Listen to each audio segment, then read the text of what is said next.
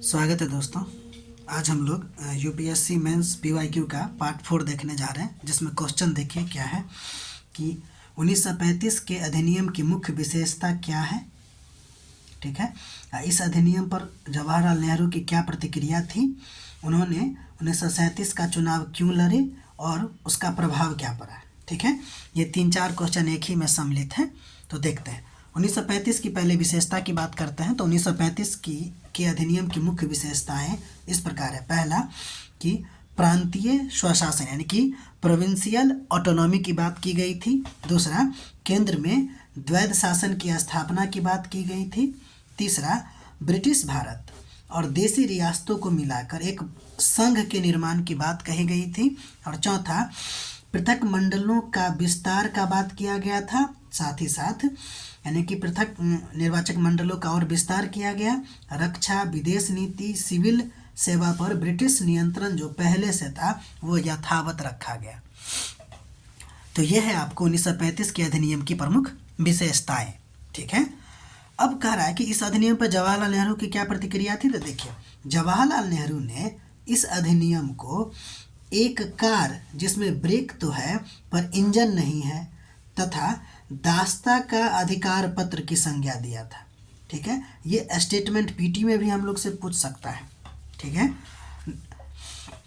नेहरू का ये इन्होंने क्यों कहा था, तो नेहरू का मानना था कि केंद्र में गवर्नर जनरल को दिया गया व्यापक आपात अधिकार और ब्रिटिश नियंत्रण इस अधिनियम को वास्तविक लोकतांत्रिक नहीं बनाते। ये जो अधिनियम है उसको वास्तविक लोकतांत्रिक नहीं बनाते, इसलिए इन्होंने पुरानी गुलामी का नया संस्करण कहा। तो ये भी पीटी के लिए हमारे लिए इम्पोर्टेंट हो सकता है। ठीक है, अब कहता है उन्होंने 1937 का चुनाव क्यों लड़ा। तो देखिए, इसके बावजूद इन्होंने इसका बुराई किया, इसके बावजूद ये कांग्रेस और नेहरू जी ने 1937 के चुनाव में भाग लिया। क्यों लिया, ताकि जनता के बीच अपनी वैधता स्थापित कर सके, प्रांतीय स्वशासन जो मिला था उसका प्रयोग किया जा सके, और ब्रिटिश का दावा था कि भारतीय स्वयं